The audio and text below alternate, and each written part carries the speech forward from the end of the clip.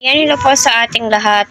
Hala Edu na aktuhan ang ginawa kay Beyonce na. So, ano nga ba iyan? So, marami nga po tuwang-tuwa at kilig na kilig nga po sa effort na ginagawa ni Edu para kay Beyonce at napapahiyaw na nga po sila na sana road to forever na ko.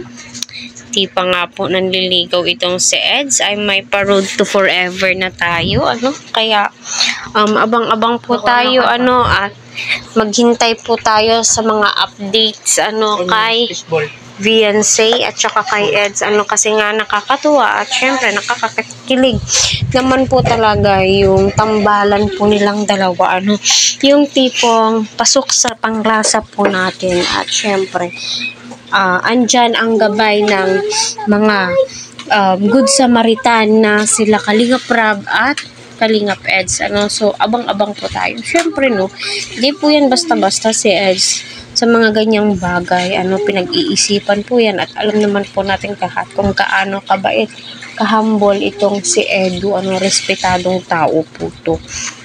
Kaya naway gabayan po natin, no. Siyempre, kailangan po talaga ng gabay ni Beyonce, ano, sa mga comments po ninyo. Kailangan po yun, yung mga positive comments, good vibes, ano, para sa ganun ay mas ganahan at parang ma-inspired po itong si Beyonce sa lahat ng ginagawa. Kasi kung puro pang babash po yung mga ginagawa dito, naku, sino ba naman ang gugustuhin at malulumural po yung mga sinasabi po, diba? At hindi po talaga maiwasan na may mga basher. At kita naman po natin sa intro na ating video ay nalak nga daw po, ano, at saka napaka-excitement po talaga yung mga ginagawa ni Eds para kay Beyonce. Yung tipong maso-surprise ka every time nag-video po sila. Aabangan at aabangan mo po talaga.